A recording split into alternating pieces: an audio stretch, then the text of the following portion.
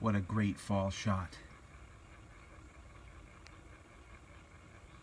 Welcome back to Indian Trace. I really appreciate it.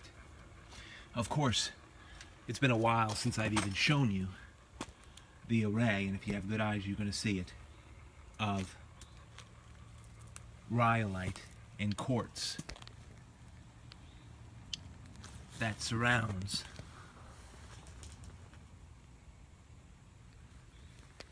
this koi pond. That's not really what the video's about, even though it goes right around, all around here, 500, 600, 700 pieces. Look for yourself. Secreted down in here, there's nothing wrong with it. I can look anywhere, you can look anywhere, and you're gonna find some good artifacts. A good place to collect. Maybe someday send the grandkids out here, who in the world knows. But look at this shot, great shot. The fall season is here, which is a good season.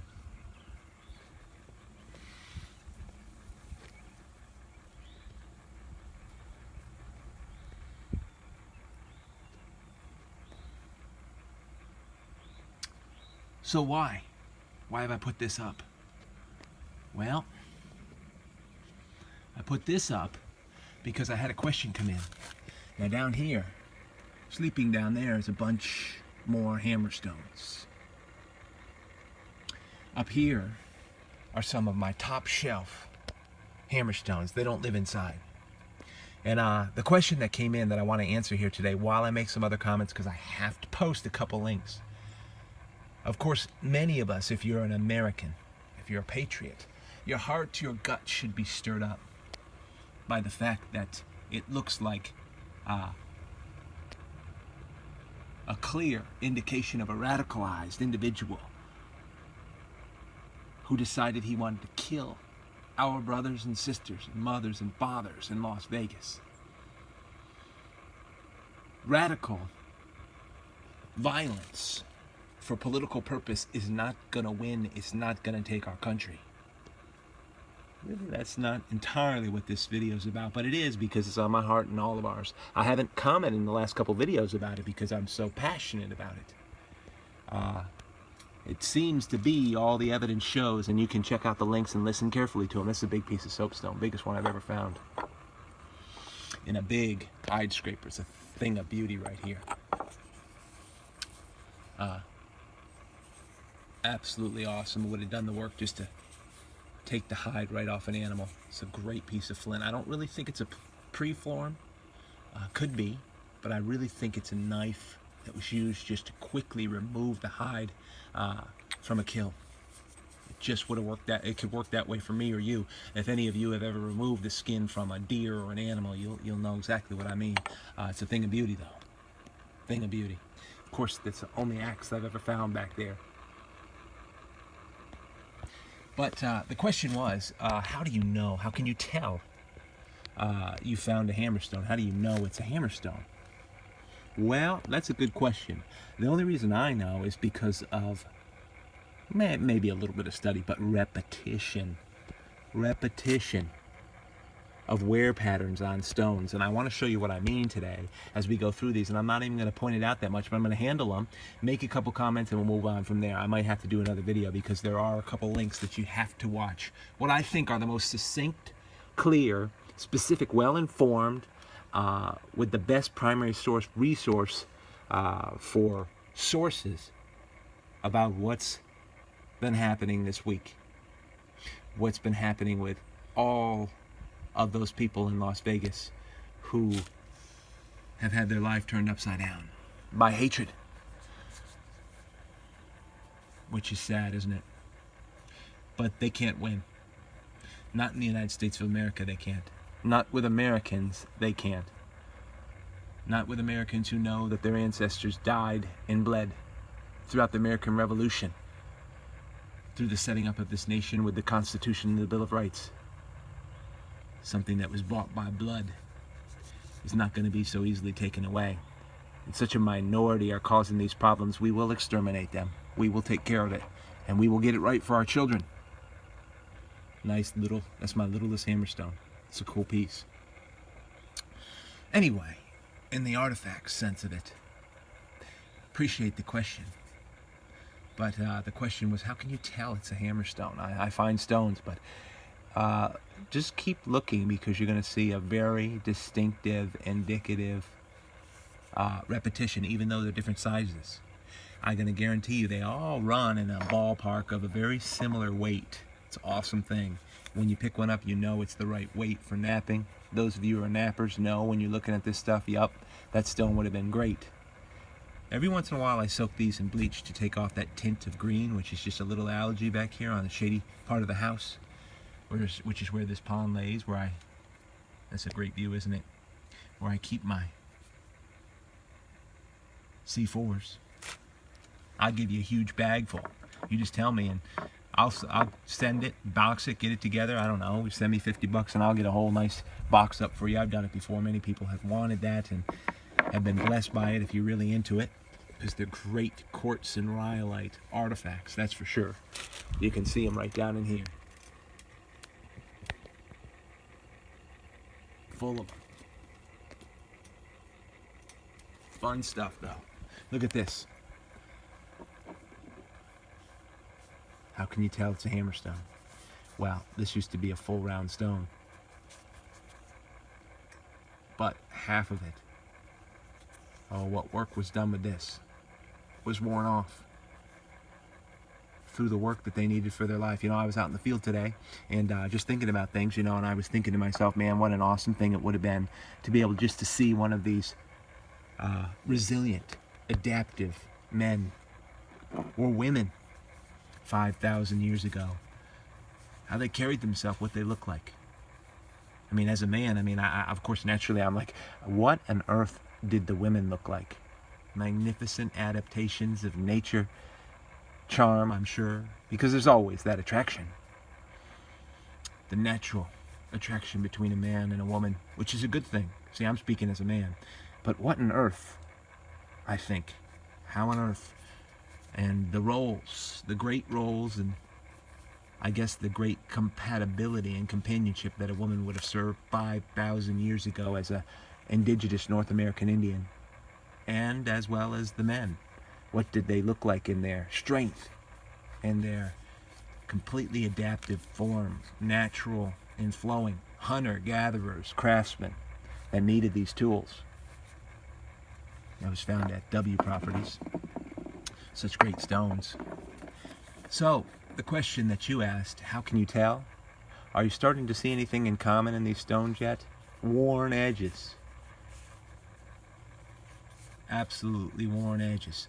And some of the questions, and that question has come more than once about hammerstones, and I've made one video, but it didn't have it when I had this kind of, I have about 20 to 25 that I really keep as top shelf. Look at this piece from the garden. Such curious 2 holes that they put in here. Such curiosity. And of course the edges of this are so worn and so worked.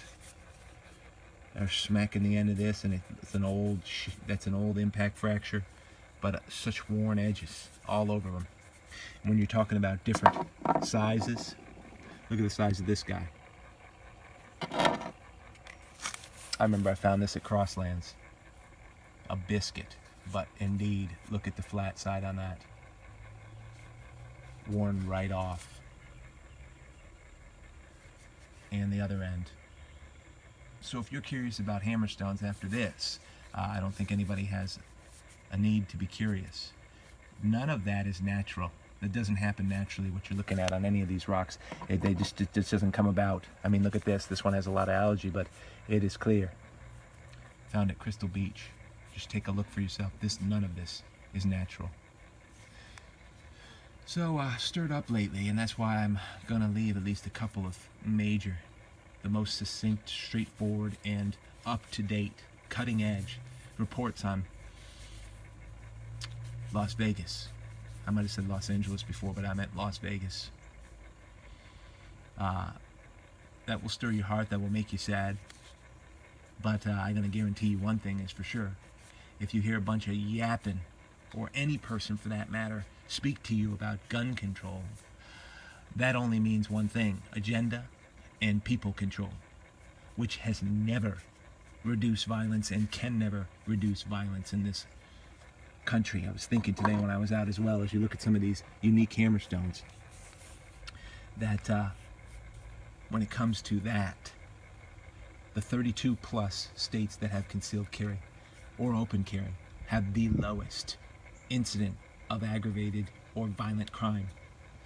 The places, as we all know, and I might be preaching to the choir, the places, as we all know, such as Chicago or Los Angeles or Atlanta, some bad places in Maryland, that have the highest aggravated assault with firearms, have the strictest, most unyielding gun laws and gun control.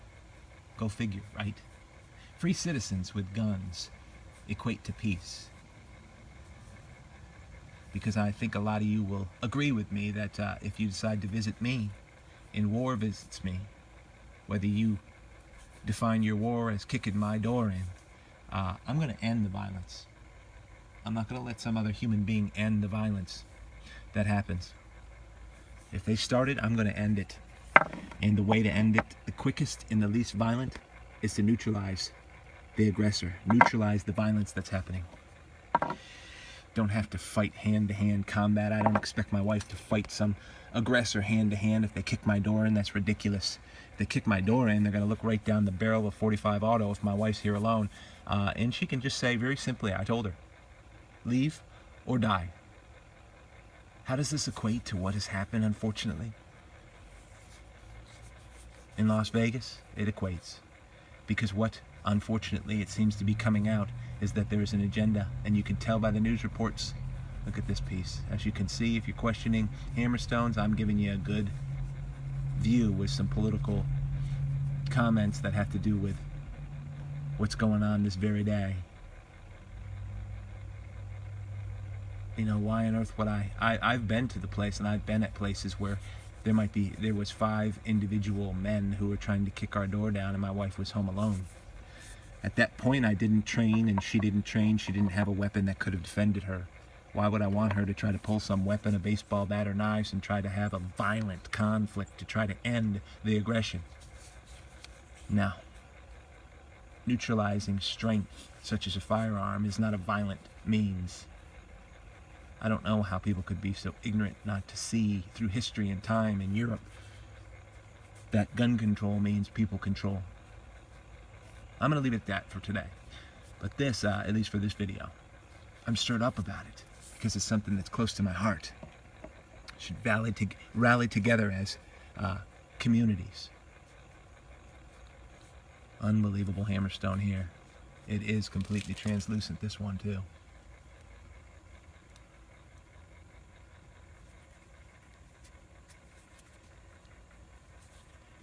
So ones that have personally touched my heart, of course I keep them, I hold on to them.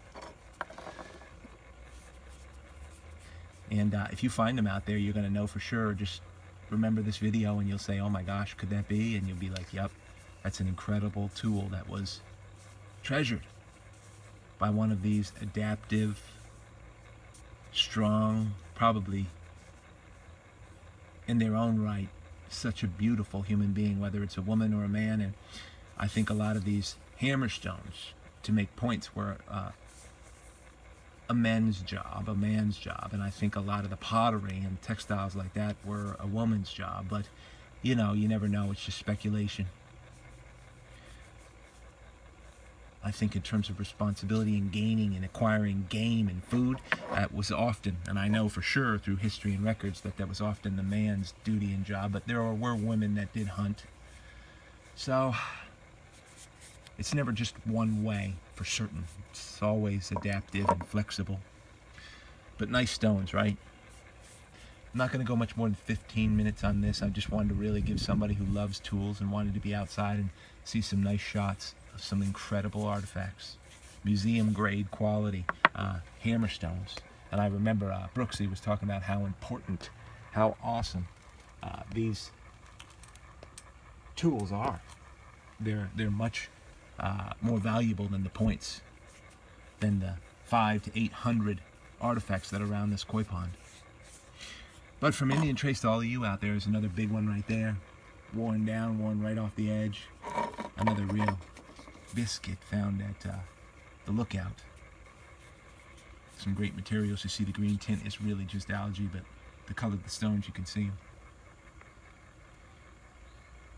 But just clearly a tool used diligently. So for all of you out there, really take a chance. Follow that link, listen to the link that I put on there, and you're going to learn some things and maybe have a basis for, if anything, if just one thing, for prayer. Because we have some things that we're going to have to settle in this country, and we're going to win, not lose. I don't have any doubt in my mind about it. I don't have any doubt about the nationalistic, patriotic flow and move that people are interested in, and they are, because they're tired of their families becoming jeopardized in terms of their safety, in terms of their freedom. So that's what I support. Appreciate you all tuning in to Indian Trace.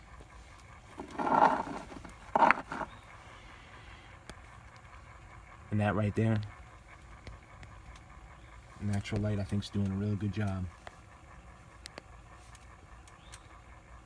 That's Indian Trace. Be well out there.